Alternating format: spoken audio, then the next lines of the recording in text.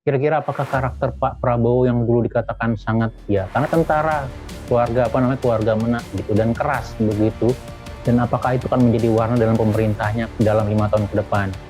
Wajah dari pemerintahan Prabowo Gibran nanti harus dibentuk oleh bagaimana kekuasaan yang lain gitu ya, di luar eksekutif, artinya legislatif dan yudikatif bisa menjadi pengimbang, menjadi mitra yang sehat di dalam membangun cita-cita berbangsa dan bernegara. Apakah mungkin seorang anak muda yang pengalamannya masih sangat terbatas gitu ya, bisa membangun nilai-nilai dasar menjadi penyeimbang begitu ya?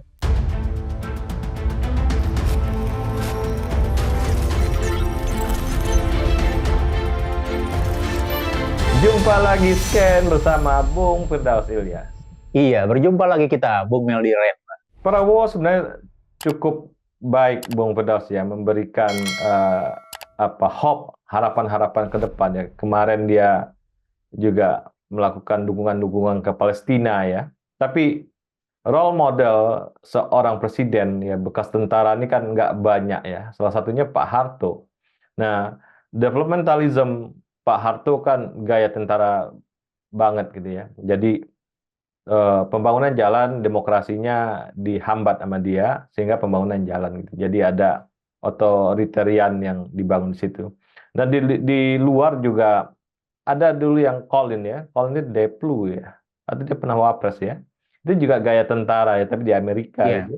Amerika ya. Dia gaya tentara memimpin. Nah, ini kita belum bisa eh, nebak-nebak buah manggis nih Pak Prabowo ini seorang pensiunan tentara bagaimana ketika dia jadi Presiden Republik Indonesia, apa yang akan menjadi warna kekuasaan atau warna pembangunan atau warna pendekatan dia terhadap masyarakat ya, apakah style dari mertuanya atau dia mengikuti style-style yang ada di luar negeri gitu ya, atau dia bikin meramukan style antara sipil dan militer, Bung Firdaus. Iya, menarik Bu Meldi melihat kira-kira seperti apa nanti kultur atau roman atau wajah dari pemerintahan Prabowo Gibran untuk 5 tahun ke depan, 2024 sampai 2029. Terlebih kalau kita mau coba kaitkan dengan latar belakang seorang pemimpin, terutama presiden di sini, begitu ya. Kemudian kalau kita belajar dari pemimpin sebelumnya, entah itu di Indonesia atau di luar negeri, bahkan kalau kita mau coba refleksi lagi kurang lebih gitu ya, kira-kira apakah karakter Pak Prabowo yang dulu dikatakan sangat ya karena tentara, keluarga menak gitu dan keras begitu, dan apakah itu kan menjadi warna dalam pemerintahnya dalam 5 tahun ke depan.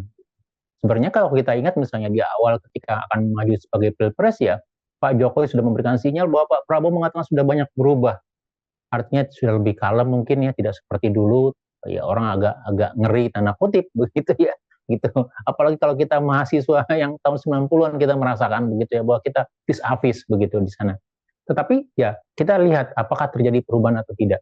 Tetapi memang kalau kita bicara dari sisi demand atau kebutuhannya Bu Meldi, apakah kira-kira karakter pemimpin seperti apa yang dibutuhkan untuk Indonesia atau yang menjadi semacam model dalam harapan, kan pemimpin, karakter pemimpin atau gaya pemimpin itu bisa menstimulus baik itu pembangunan, kesejahteraan gitu ya, ataupun keadilan begitu. Nah, kira-kira seperti apa? Dan kalau kita lihat seperti itu harapannya, maka mau tidak mau begitu ya, ada kombinasi pendekatan pemimpin yang memang tegas, serius gitu ya, tetapi juga pemimpin yang tetap memberikan jaminan dan perlindungan pada hak-hak dasar publik, Bu Meldi gitu. Jadi ini rakyat Indonesia bukanlah tentara yang sistemnya komando gitu. Mereka juga harus dibangun secara dialektika, secara berkritik begitu ya. Ada masukan, ada proses dan segala macam itu dihargai begitu. Bahkan itu bagian dari asupan-asupan atau vitamin dalam pembangunan gitu. Dan kemudian ya, kenapa itu harus dilakukan? Karena Indonesia memang sangat sama sekali berbeda. Indonesia ini multi etnik, multi pulau, banyak kepentingan, banyak isu yang beragam. Jawa luar Jawa saja berbeda kebutuhannya gitu. Kemudian antar etnik, antar grup itu juga berbeda. Jadi tidak mungkin pendekatannya harus singular sama begitu, mekanisme top down gitu atau pendekatan yang lebih otoritarian, dan itu sudah tidak zaman begitu. Apalagi kalau kita menghadapi generasi yang disebut booming generation, generasi Z adalah generasi-generasi yang bicara butuh ruang untuk inovasi, generasi yang butuh ruang untuk mengembangkan ide dan kebebasan tanda kutip begitu ya gitu. Nah, sebenarnya pemimpin itu lebih banyak memberikan insight untuk ke depan itu seperti apa, kita ingin menuju apa gitu. Dan yang paling penting membangun konsistensinya, begitu. Baik dalam nilai atau dalam perencanaan dan program kerja, begitu. Dan saya tidak tahu apakah ini juga bisa, karena saya sendiri juga masih agak ragu-ragu melihat itu, begitu. Kombinasi Prabowo Gibran gitu yang sangat sangat senior dengan warga yang baru yang lebih sangat-sangat muda misalnya. Apakah akan bisa meracik gitu ya, memunculkan harapan-harapan publik gitu ya yang akan sesuai dengan konteks atau kebutuhan Indonesia untuk membangun ke depan, itu yang masih menjadi tanda tanya besar. Ya, ada tentara seperti Gaddafi, Bung Das ya. Gaddafi ini juga memberikan kesejahteraan yang luar biasa buat Libya waktu itu ya, dengan cadangan migasnya yang besar gitu ya. Nah, setelah Gaddafi selesai gitu ya, karena faktor-faktor Amerika, kan Libyanya jadi kesejahteraan juga tidak hanya berkurang, drastis berkurang gitu ya, kesejahteraan di Libya. Zamannya Saddam Hussein juga begitu ya. Saddam Hussein di Irak itu, dia ini kan tentara-tentara semua nih. Gaddafi dan Saddam Hussein itu tentara. Itu zamannya dia berkuasa di Irak ya, walaupun ya berhala dia banyak di mana-mana ya, patung-patung Saddam Hussein banyak gitu, tapi relatif kesejahteraannya jalan gitu ya, walaupun dia ada otoriternya di situ.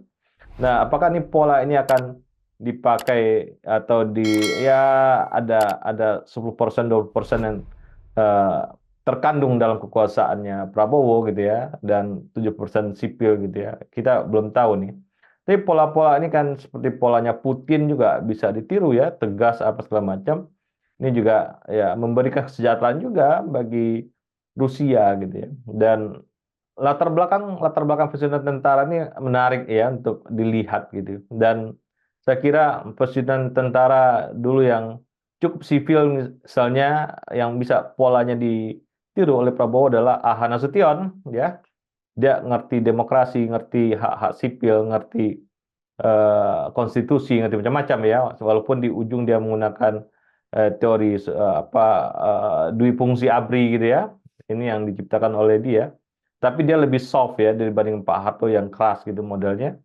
Dan ini juga menjadikan sebuah model yang bisa diacu oleh Prabowo, Bung Praus. Tapi sivilisasi kekuasaan itu penting karena ini adalah ranah sipil yang Pak Prabowo harus ikut dengan gaya-gaya sipilnya. Iya, jadi kalau kita lihat apa yang bisa menjadi satu, sebenarnya kan kita tidak dihadapkan pada dilema apakah memiliki kesejahteraan ataupun juga misalnya cara demokrasi atau keadilan begitu ya. Kita tidak melihat dalam skema misalnya bagaimana Lee Kuan Yew membangun Singapura begitu ya, lebih melakukan pendekatan yang notabene sedikit tegas, sedikit otoritarian gitu ya. Tetapi dia mengedepankan kesejahteraan dan keadilan di sana begitu. Artinya mungkin tidak ada demokrasi yang lebih dibandingkan Indonesia, misalnya Singapura itu lebih dikatakan lebih di bawah Indonesia begitu. Tetapi kalau kita lihat ada satu yang harus dipenuhi. Artinya apa? Kalau memang kesejahteraan itu bisa dicapai, mungkin orang tidak terlalu banyak berbicara tentang apa yang sebagai demokrasi atau keadilan gitu. Walaupun untuk prasyarat Indonesia apakah itu terpenuhi atau tidak? Gitu. Saya tidak melihat itu lagi, Bu Meli. Kita tidak punya misalnya coba mengikuti jajah seperti apa rezim-rezim di Timur Tengah begitu ya. Gitu. Karena apa? Karena kita tidak memiliki kelebihan sumber daya yang lain. Kita tidak bisa menakbobokkan seperti di Brunei misalnya, atau bahkan di Venezuela yang sekarang sudah hancur lebur begitu ya, itu dinakbobokkan karena kekayaan cadangan migasnya. Kita tidak punya itu lagi. Cadangan migas kita sudah tidak ada, relatif habis begitu ya, tidak cukup untuk kebutuhan sehari-hari, begitu juga pertambangan kekayaan alam lainnya. Artinya apa? Bahwa yang kita harus olah adalah sumber daya manusia Indonesia begitu. Nah, mengolah sumber daya manusia itu harus dibangun dalam mekanisme yang jauh-jauh lebih civilized begitu ya. Artinya apa? Keadilan, demokrasi, inovasi, ruang terbuka dan segala macam begitu. Dan apakah itu akan bisa dimunculkan atau ditumbuh kembangkan pada era Prabowo Gibran untuk menyambut 2045 misalnya? Itu yang menjadi pertanyaan kita begitu ya.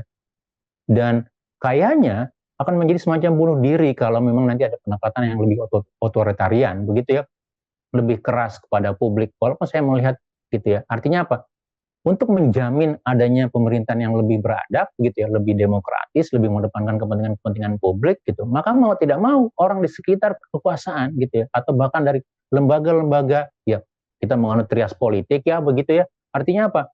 tidak boleh meletakkan semua kekuasaan pada eksekutif begitu. Kita tidak boleh menyembah ataupun juga menggadaikan seharusnya menjadi kewenangan legislatif atau yudikatif di sana begitu. Dan itu sebagai satu prasyarat begitu. Jadi mau tidak mau gitu ya, wajah dari pemerintahan Prabowo Gibran nanti harus dibentuk oleh bagaimana kekuasaan yang lain gitu ya di luar eksekutif, artinya legislatif dan yudikatif bisa menjadi pengimbang, menjadi mitra yang sehat di dalam membangun cita-cita berbangsa dan bernegara, sehingga gitu ya kita akan mendapatkan sisi harmoni gitu ya antara bicara tentang ketertiban dan keadilan, bicara tentang pertumbuhan ekonomi dan kesejahteraan, tapi juga hak dasar tetap muncul dan dihargai, Bu. Jadi dua model sebenarnya di Indonesia, Bung Firdaus. Satu ada model Soeharto gitu ya. Ada model SBY nih.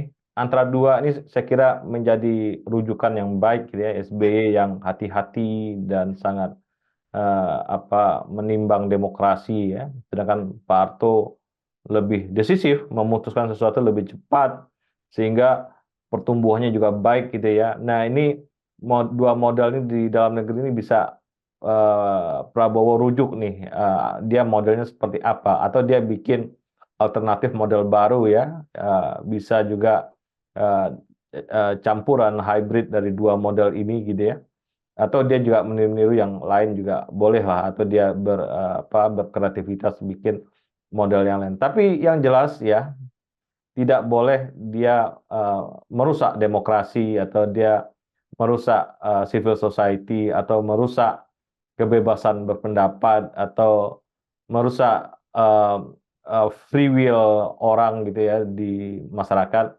sehingga sivilisasi di Indonesia terjadi dan juga kesejahteraan pembangunan juga tumbuh dengan baik, Bung Firdaus.